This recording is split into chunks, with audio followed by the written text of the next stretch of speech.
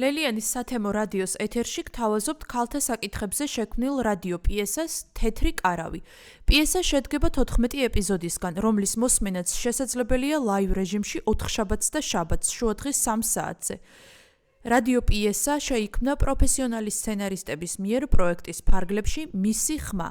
აღნიშნული პროექტი ემსახურება ქალთა გაძლიერებას და მათ ჩართულობას თემის ცხოვრებაში, ეკონომიკურ საქმიანობაში, პოლიტიკაში, კულტურულ ცხოვრებაში. პროექტის ფარგლებში საქართველოს რეგიონებში შექმნილია 12 სათემო რადიო. პროექტი „ჩემი ხმა“ დაფინანსებულია გერმანიის საგარეო საქმეთა სამინისტროს მიერ და მას ახორციელებს DVV International საქართველო.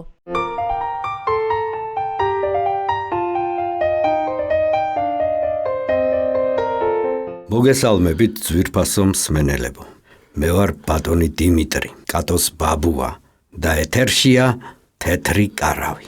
ჩვენი დიდი ოჯახის გადაწყვეტილებით დღეს მე წავიყვან გადაცემას, რადგან ის ხმოვანი წერილები, რომლებიც ამ ბოლო დროს მივიღეთ, ძალიან სერიოზულ პრობლემებზეა და ამჯერად სჯობს ბავშვები მოვარიდოთ ასეთ თემებს. ხომ გახსოვთ? ჩემმა შვილიშვილმა კატომ და მისმა მეგობრებმა თეთრი კარავი უფროსების დასახმარებლად გამოიგონეს და მიზანი უკვე მიღწეულია. უკვე იმდენ ადამიანს მოუგვარდა პრობლემა. შეგახსენებთ, შეგიძლიათ გამოგვიგზავნოთ როგორც ხმოვანი, ისე ჩვეულებრივი წერილები და ასევე დაგვირეკოთ პირდაპირ ეთერში. გამარჯობა, ისმის ჩემი ხმა? დიახ, ისმის. გისმენთ ქალბატონო, თქვენ პირდაპირ ეთერში ხართ. გამარჯობათ, მე თინა ვარ. იცით, სად არ დავრეკე და ვის არ მივმართე, მაგრამ არანაირი რეაგირება არ მოყვა ჯერჯერობით. ახლა გავიგე თეთრი კარავი პრობლემებს აგვარებსო და გადავწყვიტე თქვენთანაც ვცადო. დიახ, გისმენთ. ქალბატონო თინა, გისმენთ. ვეცდებით დაგეხმაროთ, გისმენთ? ძალიან აღელვებული ვარ და შეიძლება კარგად ვერც გადმოგცეთ რისი თქმაც მინდა, მაგრამ ასე ჩუმად ვეღარ ვიქნები. მისამართს არ ვამბობ, შეგნებულად არ ვამბობ, თუ ვინმე დაინტერესდებით, თეთრ კარავში დავტოვებ ჩემს ნომერს. მოკლედ, ჩემს პირდაპირ კორპუსში ცხოვრობს ახალგაზრდა ოჯახი. დედა, 3 მცირეწლოვანი შვილი და მამა. ქალი მთელი დღე მარტოა ბავშვებთან. უვლის, ეთამაშება, სადილს აკეთებს, აჭმევს, ასმევს, წიგნებს უკითხავს. ძალიან ახლოს არის ჩვენი კორპუსები და თითქმის ყველაფერი ჩანს ჩემი ფანჯრებიდან. ისეთი საყვარლები არიან, იმათ ყურებას არაფერი სჯობს. უფროსი ბიჭია, უმცროსები ტყუპი გოგონები. საღამოს როცა ქმარი ბრუნდება სახლში, ბავშვების მამა, არ ვიცი მერე რა ხდება. ისაფარებს ფარდებს თუ ამ ქალს რცხვენია ისეთი წივილ-კივილის გინების და ლეწვა მტრევის ხმა ისმის მათი ბინიდან. გაგიჟდებით. არ ვიცი რა ხდება, როდემდე შეიძლება ასე ჩუმად ყოფნა, ვის მივმართო, მართლა არ ვიცი. თან ეს ერთხელ და ორჯერ კი არა, უკვე თვეები გრძელდება, თვეები. ვახ, რას ამბობთ?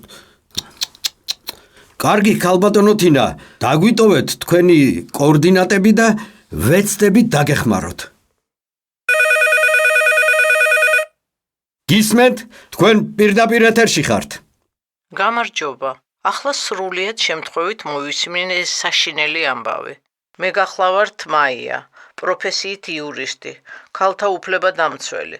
დღესვე შეგხვდებით ქალბატონო თინა და გპირდებით ამ ამბავს არ დავტოვებ რეაგირების გარეშე. დიდი მადლობა თეთრ კარავს, რომ ჩვენამდე მოიტანა ეს ამბავი. ყველა მიბაძეთ ქალბატონ თინას და გახსოვდეთ, რომ თითეული მოქალაქის ვალია ნებისმიერი სახის ძალადობა, რომლის შესახებაც ინფორმაცია გექნებათ, გაავრცელოთ, რომ არც ერთი მოძალადე დაუსჯელი არ დარჩეს. ამით უამრავ ადამიანს დავეხმარებით და ბევრი ადამიანის სიცოცხლის გადავარჩენთ. შენაგაშენა ღმერთმა. ვფიქრობდი, როგორ დავეხმაროთ ამ ქალს მეთქი და აგერ ბატონო. აი, ისე ვიღაც რეკავს. თქვენ პირდაპირ ეთერში ხართ, გისმენთ? გამარჯობა, მე მქვია ირინა. დღეს პირველად გისმენთ და არ ვიცი ეს ფაქტი რამდენად არის ძალადობა, მაგრამ მაინც მინდა რომ რაღაც მოგიყვეთ. ჩემს მეზობლად ცხოვრობს არაჩვეულებრივი გოგონა.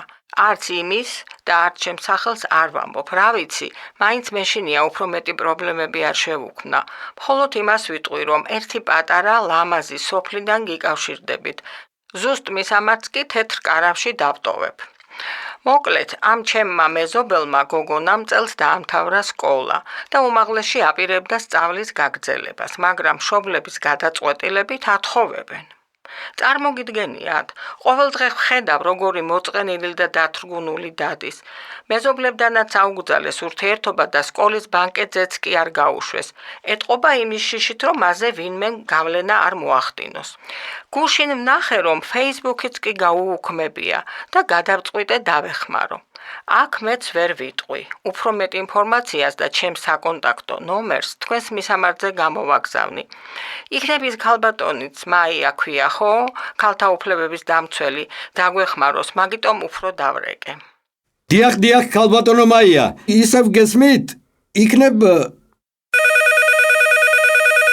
აი, გონი გვირეკავს. დიახ, გისმენთ.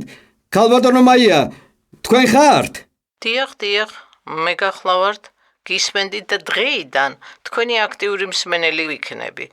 ქალბატონო ირინა, სწორედ მოიქეცით, რომ არ დამალეთ ეს ამბავი. არავის აქვს უფლება ვინმეს რამე დააძალოს. მით უმეტეს გათხოვება სწავლის სანაცვლოდ. თანაც ასეთ ადრეულ ასაკში. დღესვე გამოვართმევთ თეთრ კარავში თქვენს მისამართს და უახლოეს დღეებში მოვახდენთ რეაგირებას. გახსოვდეთ და გქონდეთ ჩვენი იმედი. ჩვენი დრო ამოიწურა, ძვირფასო მსმენელებო. შევხვდებით ერთ კვირაში. იმედი ვიქონიოთ, რომ კარგი ამბებიც გვექნება. აბა დროებით. გემშვიდობებით მომავალ შეხვედრამდე.